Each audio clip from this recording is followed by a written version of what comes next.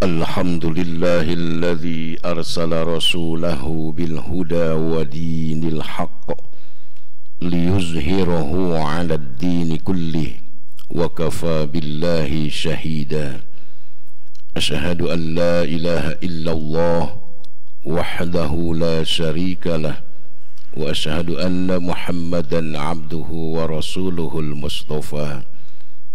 Allahumma salli wa sallim wa barik ala sayyidil anbiya'i wal mursalin sayyidina wa maulana Muhammadin wa ala alihi wa ashabihi ahli sidqi wal wafa. Amma ba'du, fa ya ibadallah, usikum wa nafsi bitaqwallah, faqad fazal muttaqun. Qala Allah ta'ala fi kitabihil karim, a'udzu billahi minasy syaithanir rajim. Laqad kana lakum fi rasulillahi uswatun hasanah liman kana yarjullaha wal yawmal akhir wa dzakarallaha katsira. Shadaqallahul azim. Sidang Jumat yang berbahagia, alhamdulillah wa syukru ala ni'amillah.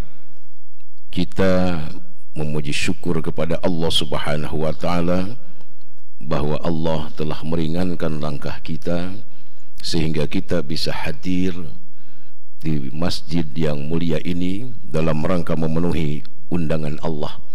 Idza nudiya lis-salati min yaumil jum'ah fas'au ila dzikrillah. Ya ayyuhalladzina amanu, wahai orang-orang yang beriman, idza nudiya lis-salati min yaumil jum'ah, apabila kalian diundang untuk melaksanakan salat Jumat, fas'au ila dzikrillah wa dzarul bai', maka kalian harus mempercepat untuk berzikir kepada Allah, melaksanakan salat Jumat dan tinggalkan beraneka ragam bentuk jual beli. Alhamdulillah kita memenuhi undangan Allah ini, kita bisa hadir di tempat yang mulia ini. Sementara masih banyak teman, saudara, sahabat kita yang pada saat ini mereka masih berkeliaran melaksanakan aktivitas duniawi sehingga tidak peduli terhadap undangan Allah. Mudah-mudahan saudara-saudara kita, teman-teman kita secepatnya diberi hidayah oleh Allah Subhanahu wa ta'ala sehingga bisa berkumpul bersama kita untuk melaksanakan pengabdian kepada Allah Subhanahu wa ta'ala. Laisa bi khairikum man taraka dunyahu li akhiratihi wala akhiratahu li dunyahu. Tidak baik orang yang meninggalkan dunianya karena akhiratnya, dan tidak baik pula orang yang meninggalkan akhirat karena dunianya. Orang yang dianggap baik oleh Allah adalah orang yang menggabungkan keduanya. Dia lakukan urusan dunianya dan dia juga melaksanakan urusan akhiratnya. Orang yang baik bukan hanya orang yang terus-terusan berada di dalam masjid sementara dia tidak peduli terhadap yang lainnya. Dia tidak mau mencari nafkah, kerjanya yang hanya pasrah akan qada dan takdir Allah Subhanahu wa ta'ala. Dia aktif dari pagi sampai malam berada di dalam masjid. Bahkan Sayyidina Umar pun pernah menegur orang-orang seperti itu. Ketika ada serombongan orang yang terus-terusan berkumpul di masjid, kata Sayyidina Umar, kenapa kalian terus di masjid padahal kalian punya tanggungan keluarga? Mereka menjawab, bukankah orang yang bertawakal kepada Allah itu akan dicukupkan hidupnya oleh Allah? Kata Sayyidina Umar, innas sama la tumtiru dhahab wal fiddah, yang namanya langit tidak akan menurunkan hujan emas dan perak. Tetap kalian harus berikhtiar dan berusaha. Justru orang-orang yang baik yang dipuji oleh Allah itu rijalul la tulhihim tijaratu wala bai'un an dzikrillah. Orang-orang yang punya semangat kerja, punya etos kerja.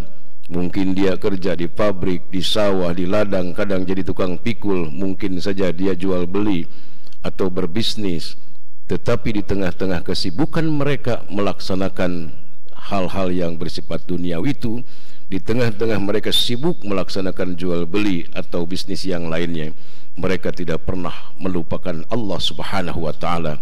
Usum ngaji-ngaji, pada saat Allah memanggil salat, dia juga melakukan, memenuhi undangan Allah Subhanahu wa taala. Ya ayyuhalladzina amanu, wahai orang-orang yang beriman, la tulhikum amwalukum wala auladukum an dzikrillah. Janganlah harta kalian, anak-anak kalian melupakan kalian dari berzikir kepada Allah. Gara-gara nguruskan harta, gara-gara nguruskan bisnis, gara-gara nguruskan anak, keluarga, sampai kalian lupa kepada Allah. Wa may yaf'al dzalika fa ulaika humul khasirun. Andai kalian melakukan semua itu, kalian akan menjadi orang yang sengsara, rugi, binasa dan celaka dunia akhirat. Sidang Jumat yang berbahagia, hari ini tanggal 13 Rabiul Awal, hari ke-13 dari Rabiul Awal. Kita tahu bahwa di bulan ini dilahirkannya Nabi kita, panutan agung, pemimpin umat, orang yang sengaja dicadangkan oleh Allah dari mulai awal untuk menjadi Nabi dan Rasul di akhir zaman, dan Nabi Rasul yang terakhir. La nabiyya ba'di, kata Rasulullah. Tidak ada Nabi lagi, tidak ada Rasul lagi setelah aku, kata Rasulullah. Sidang Jumat yang berbahagia, keagungan dan kemuliaan Rasulullah sallallahu alaihi wasallam kita kenal, dan kita pernah membaca juga bagaimana Allah memuji, memanjakan Kangjeng Rasul dibandingkan dengan nabi-nabi yang lain. Ada kelebihan yang ditonjolkan oleh Allah. Andai Allah memanggil nabi-nabi yang lain langsung memanggil nama, ya Musa, ya Ibrahim, ya Isa, ya Yahya, ya Zakaria. Tetapi pada saat Allah memanggil Nabi Muhammad, Allah tidak pernah menyebut nama, tetapi dengan gelar, ya ayyuhan nabi. Kalaupun Allah memanggil atau menyebut nama Muhammad, Allah hanya untuk menjelaskan bahwa dia bukan manusia biasa. Maka Muhammadun Muhammadun aba ahadim min rizalikum. Muhammad itu bukan bapa dari kalian semua, walakin Rasulullah, tetapi dia Rasul Allah. Mempertegas, wa ma Muhammadun illa Rasul, tidaklah Muhammad itu kecuali Rasul, kata Allah. Allah sangat memanjakan beliau. Kemudian kalau Allah memerintahkan salat, Allah tidak salat. Allah perintahkan zakat kepada kita, Allah tidak zakat. Allah perintahkan haji, Allah tidak haji. Allah perintahkan kita saum, Allah tidak saum. Tetapi pada saat Allah memerintahkan kita untuk bersolawat kepada Nabi, Allah pun bersolawat kepada Nabi. Innallaha wa malaikatahu yusalluna 'alan nabi. Ya ayyuhalladzina amanu sallu 'alaihi wa sallimu taslima. Sesungguhnya Allah dan para malaikatnya bersolawat kepada Nabi. Allah bersolawat kepada Rasulullah, artinya Allah memberikan rahmat kepada Nabi Muhammad sallallahu alaihi wasallam. Itulah keagungan kemuliaan. Makanya barang siapa orang yang bersolawat, selalu menyebut nama Nabi Muhammad sallallahu alaihi wasallam dengan salawat, Allah sangat cinta. Kenapa Allah cinta terhadap orang yang bersolawat? Karena orang yang bersalawat mencintai orang yang dicintai oleh Allah. Orang yang bersalawat, orang yang memuliakan, orang yang sengaja dimuliakan oleh Allah. Makanya siapapun orang yang pernah menghina Muhammad pasti akan dibinasakan oleh Allah Subhanahu wa taala. Sidang Jumat yang berbahagia, tentunya kita bukan hanya mengakui keagungan dan kemuliaan Nabi, kita bukan hanya bersalawat kepada Nabi, tetapi kita andai ingin diakui sebagai umat Rasul nanti di akhirat, kita ingin duduk berdampingan bersama Rasul nanti di akhirat di surganya Allah, dan kita ingin peroleh syafaat uzma dari baginda Rasul, tentunya ada hal-hal yang harus kita lakukan. Karena Rasulullah sallallahu alaihi wasallam merupakan teladan. Laqad kana lakum fi Rasulillahi uswatun hasanah. Telah ada di dalam diri Rasulullah itu keteladanan untuk umat yang mendambakan kebahagiaan dunia, kebahagiaan akhirat. Teladan hidup cuma satu, yaitu baginda Rasul. Dan di dalam diri Rasulullah seluruh aspek kehidupan sudah ada yang bisa kita jadikan contoh. Seorang yang jadi seorang petani, pedagang, prajurit, pemimpin, semuanya sudah ada di dalam diri Rasulullah. Makanya andai pemimpin berkiblat atau mengikuti langkah kepemimpinan Rasulullah, insya Allah negeri akan aman, rakyat pun akan makmur. Seorang pedagang yang mencontoh terhadap kepribadian Rasulullah, bagaimana Rasul cara berdagang, dia juga akan menjadi pedagang yang hebat. Apapun kita dan posisi kita, contohnya semuanya sudah ada di dalam diri Rasulullah sallallahu alaihi wasallam. Minimal yang harus kita lakukan, yang harus kita ambil dari kehidupan Rasulullah, sifat Rasulullah saja ya. Kita sudah belajar dari dulu sifat Rasulullah. Yang pertama, siddiq, kejujuran. Nabi itu orangnya sangat jujur sekali, sehingga menjadi kebanggaan Siti Khadijah dulu bagaimana kejujuran Rasul pada saat berdagang. Nabi itu selalu berbuat kejujuran atau kebenaran, jauh dari kebohongan. Makanya hati beliau sangat tenang. Kenapa? Karena kebenaran yang dilakukan oleh beliau. Satu saat Rasulullah pernah ditanya oleh sahabat, "Ya Rasulullah, mal birru wa mal ithmu?" Apa yang disebut dengan benar, apa yang disebut dengan dosa, apa yang disebut dengan kejujuran, apa yang disebut dengan kebohongan. Rasul menjawab, andai kalian ingin tahu mana yang jujur, mana yang benar, dan mana yang dosa atau mana perbuatan bohong, tanya saja hatimu itu. Istafti qalbaka, tanya hatimu. Hatimu akan bisa menjawab, kata Rasulullah. Iya, apa ya Rasulullah? Tolong jelaskan kepada aku ya Rasul, agar aku lebih jelas. Apa kata Nabi? Al-birru ma itma'anna qalbuk wal ithmu ma haka fi sadrik. Yang namanya benar atau jujur itu adalah perbuatan yang apabila kamu lakukan akan menenteramkan hatimu, dan perbuatan dosa atau ketidakjujuran apabila kau lakukan akan menggelisahkan hatimu.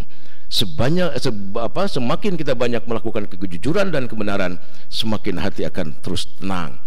Tetapi apabila kita banyak melakukan dosa, dusta dan perbuatan dosa, hati kita akan gelisah. Bagaimana kita bisa membedakan antara orang yang berbuka puasa pada waktu maghrib, mereka tenang, kita tenang berbuka di waktu maghrib. Kenapa? Karena waktu maghrib adalah waktunya berbuka puasa. Artinya berbuka di waktu maghrib di bulan Ramadan itu benar menurut agama. Ketika kita lakukan, kita tenang. Makan minum di hadapan orang lain, kita tidak gelisah, kita tenang, malah ngajak orang lain untuk berbuka bersama. Coba bayangkan lagi bagaimana sikap orang yang buka jam 12 siang. Dari rumah dia berpuasa, tapi dia ingin berdusta dan berbohong terhadap keluarga, dia nyemen di warung nasi. Begitu mau masuk warung nasi saja, dia sudah gelisah, semua orang dilihatin, larak-lirik sana sini, melihat manusia yang lain karena dia sendiri bukan manusia. Begitu masuk ke warung nasi, semua orang yang duduk di dalam semua dilihatin satu-satu, takut ada yang kenal. Kenapa dia gelisah? Itulah perbuatan dosa. Ketika seseorang antara laki-laki dan perempuan dia melakukan hubungan intim, apakah ada perbedaan antara yang sah dengan tidak sah? Jelas jauh perbedaannya. Orang yang melakukan intim hubungan laki-laki dan perempuan dengan di luar nikah, dia akan gelisah melihat orang lain. Ketika dia hamil pun dia akan gelisah, malu dengan kehamilannya. Coba lihat orang yang melakukan pernikahan dulu, sekalipun dia hamil malah dia mengundang keluarga, mengundang tetangga, diumumkan kehamilannya. Kenapa tenang? Itulah kebenaran. Orang yang maling uang ratusan miliar, coba bandingkan dengan seorang petani yang cuma gajinya 100.000, sementara keluarga ada 4 orang anak, 1 istri. Bandingkan ketenangan mereka. Sekalipun uang ratusan miliar hasil korupsi, hasil maling, mengambil hak orang lain, semewah apapun rumahnya, sehebat dan semewah apapun mobilnya, dia tidak akan tenang. Ketika dia tinggal di dalam mobil yang harga miliaran pun tidak akan tenang. Dia tinggal di rumah sekalipun mewah tidak akan tenang. Kenapa? Karena hatinya terus gelisah dikejar-kejar dosa. Sementara petani, orang yang cuma punya gaji 100.000 per hari, dia pulang ke rumah karena kehalalan yang 100.000 itu, dia tenang, tidak takut menghadapi orang lain. Itulah makanya andai kita mengambil sifat dari Rasulullah, satu saja, kejujuran. Sekarang ini sangat mahal kejujuran itu, dan orang-orang yang jujur kadang dihantam dengan orang-orang yang memang selalu berbuat kebatilan. Ini yang pertama, jujur, sifat jujur yang harus kita ambil dari kehidupan Rasulullah. Yang kedua, al-amanah. Sifat Nabi itu sangat amanah. Apapun yang Allah titipkan kepada beliau, beliau selalu menjaganya. Amanah itu tanggung jawab. Harta yang diamanahkan, jabatan, keluarga yang diamanahkan, beliau jaga benar-benar.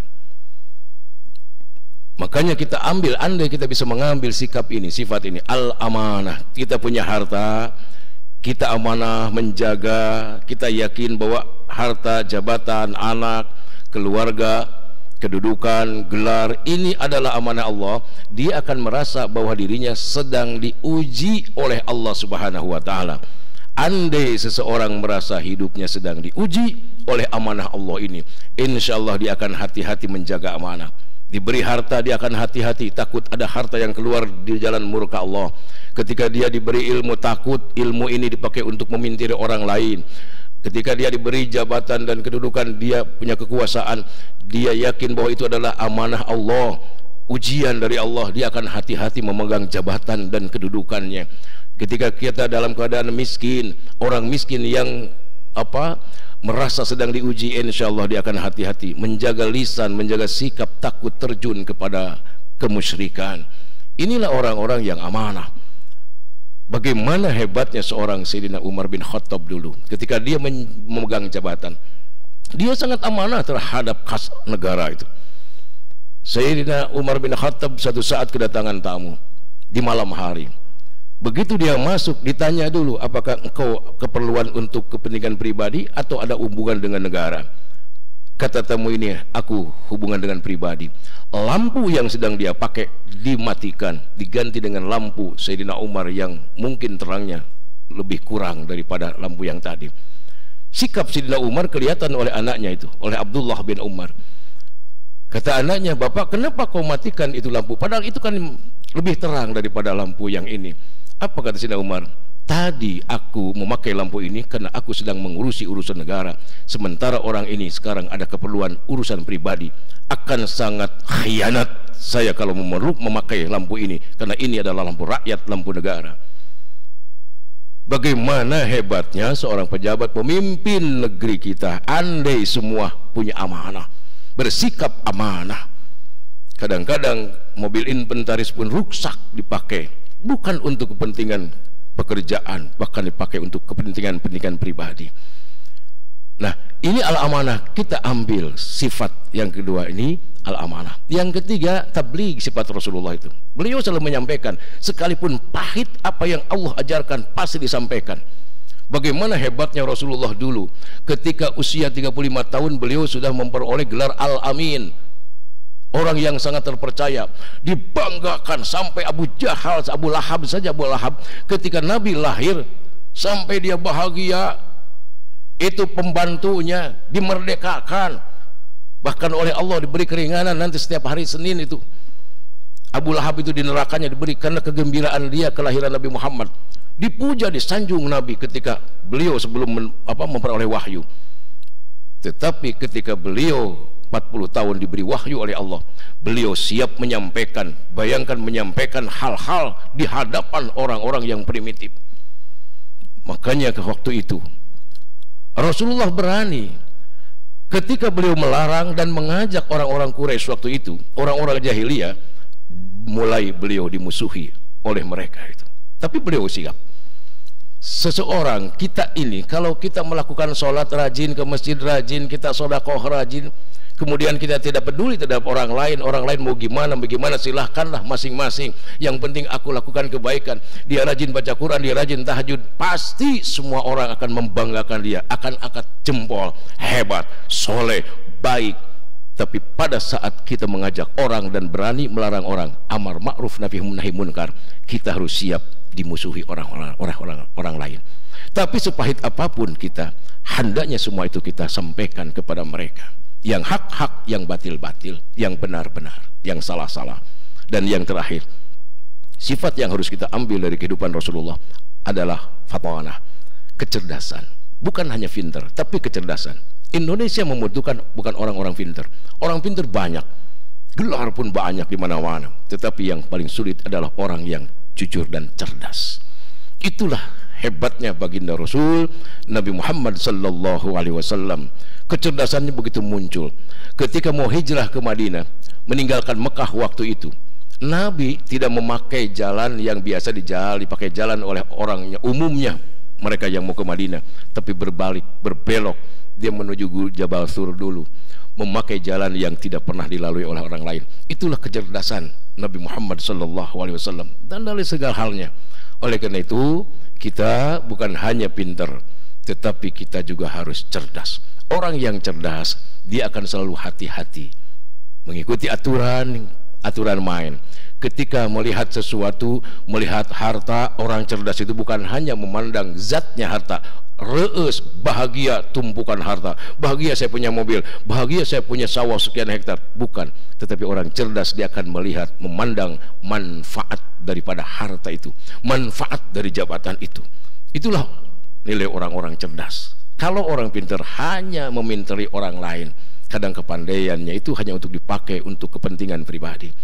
Mudah-mudahan 4 sifat yang Rasul pertontonkan dalam kehidupan beliau, dan kita mencoba sekemampuan kita untuk menerapkan kembali dalam kehidupan kita. Kejujuran, sikap amanah terhadap titipan Allah, kemudian kita juga rajin menyampaikan baik kepada keluarga, kepada anak, kepada tetangga, teman tentang kebenaran itu, sekalipun pahit terasa dan sekalipun kita akan dimusuhi orang, tidak peduli, yang penting kita sudah menyampaikan. Kemudian yang keempat, kecerdasan yang kita miliki, kita hiaskan di dalam diri kita sehari-hari, sehingga kita nanti insya Allah akan berbarengan bersama baginda Nabi Muhammad sallallahu alaihi wasallam. Barakallahu li wa lakum fil Qur'anil azim, wa nafa'ani wa iyyakum bima fihi minal ayati wa dzikril hakim, wa taqabbala minni wa minkum tilawatahu innahu huwal ghafurur rahim.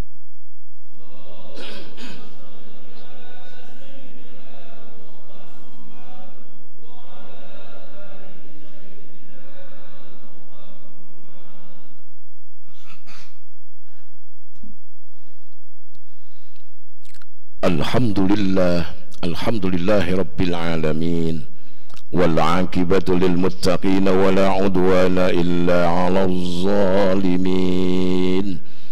Asyhadu an la ilaha illallah wahdahu la syarika lah, al malikul haqqul mubin, wa asyhadu anna Muhammadan 'abduhu wa rasuluhul amin wa imamul muttaqin.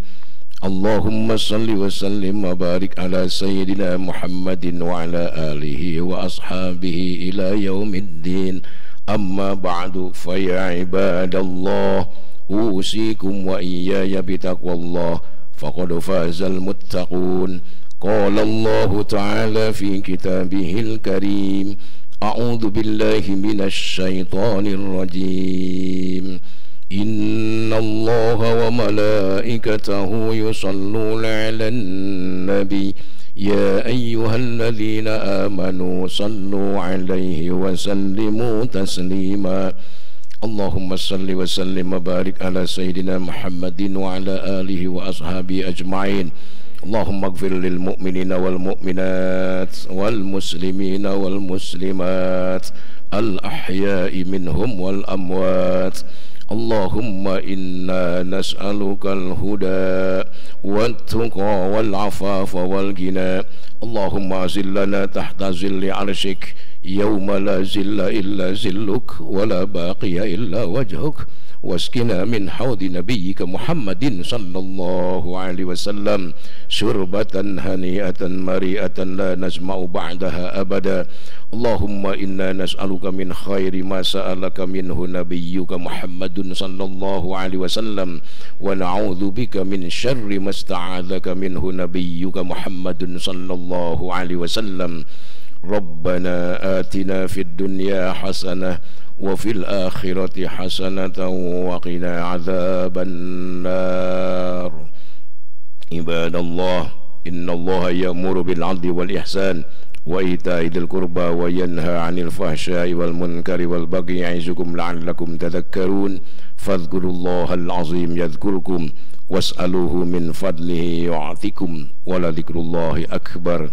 Astaghfirullahal 'azim li wa lakum.